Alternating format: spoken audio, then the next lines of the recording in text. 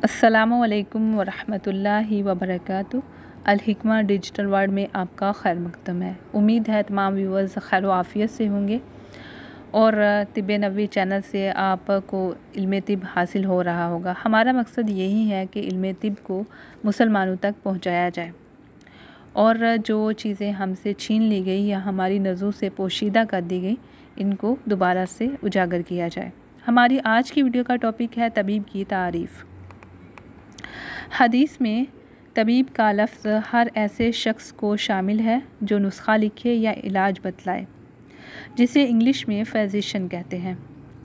जो सिलाई से आँख का इलाज करे इसे कोहाल कहते हैं। जो नश्तर, चाकू और मरहम के ज़रिए इलाज करे इसे जर्राह कहते हैं। उस्ते का इस्तेमाल करे तो इसे खातिन कहते हैं। जो रेज़र का इस्तेमाल करे इसे फासिद कहते हैं। जो सींगी का इस्तेमाल करे इसे हजाम कहते हैं। जो हड्डी बैठाता, जोड़ता और पट्टी बांधता है इसे मुजब्बिर कहते हैं। जो दागने का आला आग का इस्तेमाल करता है इसे कव्वाउन कहते हैं। और जो डोश के ज़रिए इलाज करता है इसे हाकिन कहते हैं। हाकिन ख्वाह ये तबीब जानवरों का हो या इंसानों का, ग़र्ज़ तबीब का इतलाक़ इन सब पेशों के करने वालों पर यकसा होता है। इस दौर में जो बाज़ मखसूस काम करने वाले तबीब कहलाते हैं तो ये इस दौर की इस्तिलाह है। जैसे किसी आदत का किसी ख़ास कौम से ताल्लुक़ होता है। ये अबू बकर ज़िक्रिया अर-राज़ी हैं जो मैजिशियन ऑफ मेडिसन थे, यानी अद्वियात के जादूगर, यानी अद्वियात का बेहतरीन इस्तेमाल जो है वो इनको आता था। लेकिन इनके बाद इस तरह के तबीब बहुत कम पैदा हुए। हाँ, हकीम अजमल ख़ान साहब भी, उनमें भी ये खसूसियत पाई जाती थी, लेकिन इस तरह के तबीब दोबारा पैदा नहीं हुए और इनसे ख़ास इंस्पायरेशन है और मेरी प्रैक्टिस जो है तकरीबन यही कोशिश होती है कि इनको फॉलो करूँ। इनकी हिस्ट्री को, इनकी ज़िंदगी को पढ़ने की कोशिश कीजिएगा। अबू बकर ज़िक्रिया राज़ी ये बहुत ही बुलंद पाया और जो है अज़ीम तबीब थे। लोग बड़ी दूर दूर से शिफा की उम्मीद लेके इनके पास आते थे और वाकई अल्लाह ताला इनके हाथ से लोगों को शिफा देता था। इनकी किताब अल-हावी, अल-मंसूरी, अल-जदरी वल हस्बा और भी दीगर किताबें हैं तो बहुत मशहूर व मारूफ़ हैं। यानी तिब में माहिर फ़न तबीब, तबीब हाज़िक इसे कहते हैं जो इलाज करते वक्त 20 बातों की रियायत अपनी निगाहों में रखे, यानी ये सब बातें उसकी नज़र में होनी चाहिए। और ऐसा भी होता है कि अगर किसी तबीब से गलत इलाज हो जाता है, यानी दवा तो दी सही करने की लेकिन उससे उल्टा असर हो गया, उससे नुकसान हुआ, तो हर मुल्क के कानून में तबीब के ख़िलाफ़ कवानीन मौजूद होते हैं और इस्लामी कानून के मुताबिक इसे तावान देना पड़ता है।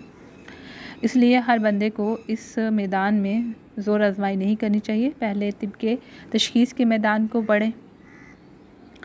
किंगडम ऑफ हर्ब्स यानी जड़ी बूटियों की बादशाहत या सल्तनत को सीखना के अंदर दाखिल होकर उसको सीखना चाहिए। और इंसान के अंदर एक छोटी कायनात है जिसको पढ़ना ज़रूरी है, तभी इंसान तभी बन सकता है। नंबर 1, मर्ज़ की नोयत की तशख़ीस व तयन के बीमारी किस किस्म की है। असबाब मर्ज़ की जांच पड़ताल के बीमारी का सबब क्या है।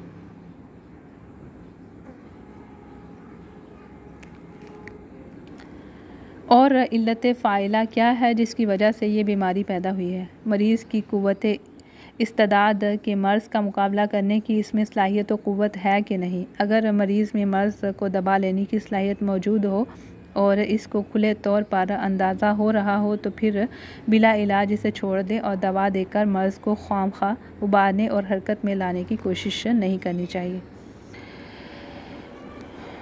जो कदीम हुक्मा है, बुकरात वगैरह, उनका कहना है कि अगर इंसान की जो कहते हैं हरारत गुरेज़िया कह लें, या इंसान के अंदर की जो क़ुव्वत है वो अगर मर्ज़ पे गालिब आ जाए तो मर्ज़ जो है वो खुद ही ठीक हो जाता है। इंसान के अंदर अल्लाह ताला ने क़ुव्वत मुदाफ़ियत रखी हुई है।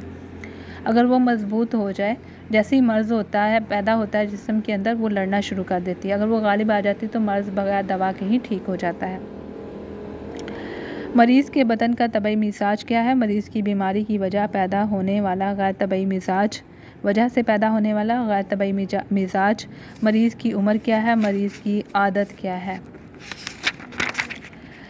मरीज़ के मर्ज़ के वक़्त मौसम क्या है और कौन सा मौसम मरीज़ के लिए साजगार हो सकता है, मरीज़ की क़यामगाह और इसकी आबो हवा कैसी है, मर्ज़ के वक़्त हवा का क्या हाल है, यानी किस रुख और अंदाज़ को हवा चलती है, मरीज़ के इलाज के लिए इस्तेमाल होने वाली दवा की मुखालिफत की रायत क्या है, मरीज़ को इस्तेमाल कराई जाने वाली दवा की कुव्वत, इसका दर्जा और इसकी और मरीज़ की कुव्वत मर्ज़ का मुआजना। नंबर 13 पे है, तबीब के इलाज का मकसद सिर्फ़ मर्ज़ का अज़ाला ना हो बल्कि इसका अज़ाला ऐसे तरीके पर हो कि इसके बाद किसी दूसरे शदीद मर्ज़ से वास्ता ना पड़े। अगर ऐसा हो कि मर्ज़ के अज़ाले से किसी दूसरे मर्ज़ के पैदा होने का अंदेशा हो जो इससे ज़्यादा ख़तरनाक हो तो इस बीमारी को अपनी जगह पर रहने दिया जाए, अलबत्ता इसे कमज़ोर और हल्का करने की कोशिश करनी चाहिए। जैसे रगों के सिरों का मर्ज़ के इसे काट दिया जाए और इसको रोक दिया जाए तो इससे दूसरे शदीद किस्म के ख़तरनाक अमराज पैदा नहीं होते। मरीज़ का इलाज आसान से आसान तरीक़ों से करना चाहिए।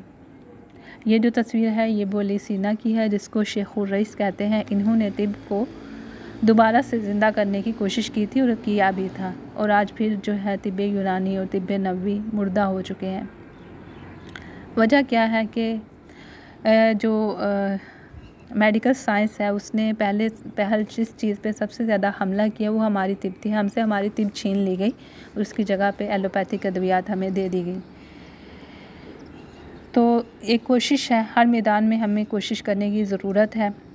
मरीज़ का आसान से आसान तर तरीक़ों से इलाज करना चाहिए। इससे शुरू ग़िज़ा से करना चाहिए। जहाँ इससे काम ना चले यानी ग़िज़ा से ना चले फिर दवा से इसका इलाज करना चाहिए। इसी तरह मुरक्कबात अदविया की तरफ इस वक्त तक रुख ना किया जाए जब तक मुफ़रद दवाओं से काम चलता रहे। माहिर तबीब का कमाल ये है कि वो दवा के बजाय ग़िज़ा से इलाज करे और इसी तरह मुरक्कब दवा की बजाय मुफ़रद दवा से इलाज करे। यह हमारे नबी पाक सल्लल्लाहु अलैहि वसल्लम की सुन्नत भी है। बीमारी पर गौर करें कि वो काबिल इलाज है भी कि नहीं। अगर काबिल इलाज नहीं है तो इसका इलाज करके ख़ुद को रुसवा न करे। तबीब को अपनी इज़्ज़त बनाने के लिए पूरी उम्र लग जाती है और एक केस ख़राब हो जाए तो उसकी सारी इज़्ज़त बर्बाद हो जाती है। इसलिए हर केस को हाथ डालने की कोशिश ना की जाए और ना फ़न तिब को बदनाम करे, बल्कि अगर काबिल इलाज मर्ज़ है तो इस पर गौर करे कि मर्ज़ दवाओं इलाज से ज़ाइल हो सकता है या नहीं। अगर जान ले कि इसका ज़ाइल होना मुमकिन नहीं तो गौर करे कि इसमें तख़फ़ीफ़ यानी कमी या अफ़ाक़ा हो सकेगा कि नहीं। अगर इसमें कमी या अफ़ाक़ा का इम्कान ना हो तो ये देखे कि मर्ज़ जिस हद तक पहुँच गया है इसको वहीं रोकना मुमकिन है या नहीं। अगर मर्ज़ को रोकने या ज़्यादती को रोकने का इम्कान हो तो इलाज का इरादा करे और मरीज़ की क़ुव्वत बढ़ाने और मर्ज़ के मादा को कमज़ोर करे। मुआलिज को दिल के अमराज, रूह की बीमारियों और इनकी दवाओं से पूरी तरह वाक़फ़ियत होनी चाहिए। यही बदन के इलाज के लिए बुनियादी चीज़ है। इसलिए बदन और तबीयत का नफ्स और दिल से मुतासिर होना शाहिद है।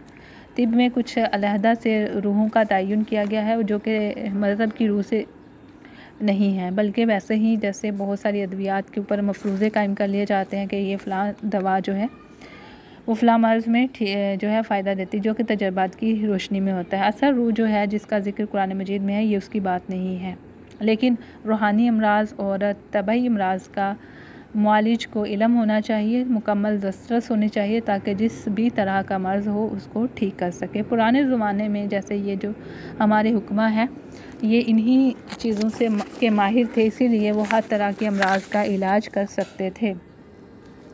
तबीब जब दिल और रूह की बीमारियों और इनके इलाज से पूरी तरह वाकिफ़ होगा तो दर हकीकत वही कामिल तबीब है, और जिसे इन बातों का इल्म नहीं अगरचे इसे तबीयत और अहवाले बदन के इलाज में दस्तरस हासिल हो मगर वो बाहसियत तबीब नीम हकीम है।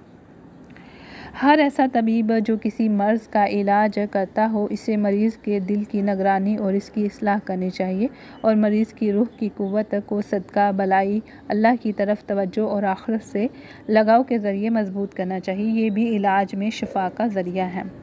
अगर ऐसा नहीं है तो वो सचमुच तबीब नहीं है बल्कि एक पेशावर मुआलिज है जिसका इल्म बहुत महदूद है। मर्ज़ के सिलसिले में सबसे कारगर और ज़ूद असर इलाज खैर बलाई, ज़िक्र दुआ, आहुजारी यानी अल्लाह के सामने गुनाहों की तौबा करते हुए रोना, अल्लाह तबारक व तआला की तरफ तवज्जो, आखिरत की फ़िक्र और तौबा इस्तग़फ़ार है। इन चीज़ों का मर्ज़ के दूर करने में ख़ासा असर है। अदविया तबइया से ज़्यादा इन चीज़ों मज़कूरा चीज़ों से शिफा हासिल होती है, लेकिन इन चीज़ों का नफ़ा नफ्स की इस्तिदाद, कबूलियत और अक़ीदत पर मुनहसर है। अल्हम्दुलिल्लाह इन चीज़ों से हमने बहुत फ़ायदा हासिल किया अपनी प्रैक्टिस के अंदर। नंबर 18 पे है मरीज़ की खैर ख्वाही, इसके साथ शफ़क़त और नरम गुफ्तारी से काम लिया जाए, जैसे बच्चों के साथ काम लिया जाता है।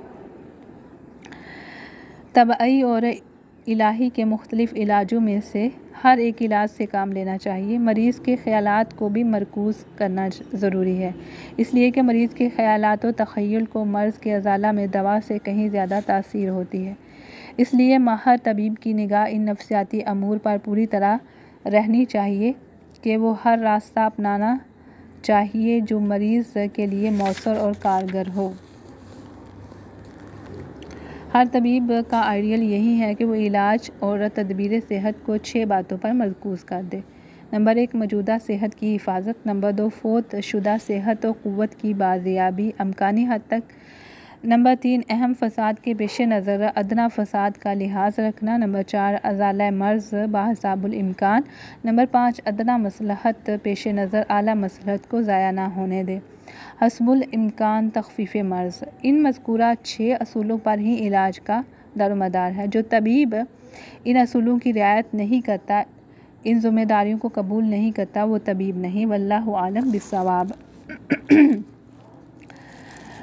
बहुत से लोग हैं जो सिर्फ डिग्री याफ्ता हैं, जिन्होंने इल्म तिब नहीं पढ़ा हुआ और ना ही वो आगे पढ़ा सकते हैं, ना वो आगे बता सकते हैं, सिर्फ चंद नुस्खा जार जो हैं वो लिए हुए हैं, तो उनको हम तबीब नहीं कह सकते। तबीब जो होता है वो इल्म से भरा हुआ होता है, उसे रूहानी अमराज़ का इल्म भी होता है, जिस्मानी अमराज़ का इल्म भी होता है, उसे नफ्सियात का इल्म भी होता है, ख़वातीन का कि नफ्सियात जो है उनका इल्म भी होता है, बच्चों की नफ्सियात का इल्म होता है, जवानों की नफ्सियात का इल्म होता है, तभी वो तबीब बन सकता है। अल्लाह ताला ने तबीब को बहुत बड़ा मकाम दिया है। हमारे एक टीचर माशाल्लाह अल्लाह ताला उनको ज़िंदगी और सेहत अता फरमाया करते हैं कि एक अल्लाह ताला है, यानी वो रब्बे कायनात है, जिसके पास ये इख्तियार है कि वो चीज़ों को ख़राब कर सकता है या चीज़ों से रोक सकता है। और दूसरा इख्तियार अल्लाह ताला ने तबीब को दिया है कि वो मरीज़ को बहुत सी चीज़ों से रोक सकता है। तो इस मकाम को समझे। और हर कोई तबीब नहीं बन सकता, ये वो ख़ास दिल होते हैं जिनको अल्लाह ताला चुन लेता है, या ख़ास अल्लाह ताला के बंदे होते हैं जिनको तिब के लिए ख़ास चुन लिया जाता है। तो अल्लाह ताला जिसकी भलाई और खैर चाहता है उसको तिब की तरफ राग़िब कर देता है। ये हमने जो है अपने असातिज़ा से भी सुना और कुछ तजर्बात से भी हासिल किया। तो हमेशा खैर और भलाई की दुआ करते रहें, और हमेशा जो भी बीमार हो, आपके करीब हो, उसके साथ नरम रवैया रखें। उसकी दुआएं बहुत ज़्यादा लगती हैं, और लोगों की तकलीफ़ों को दूर करने की कोशिश करें। जो बहुत मजबूर लोग होते हैं उनकी तकलीफ़ को दूर करेंगे तो आपको उसका अजर बहुत जल्दी दुनिया में भी मिलेगा और आखिरत में भी मिलेगा इंशाअल्लाह। वस्सलामु अलैकुम वरहमतुल्लाहि वबरकातुहू।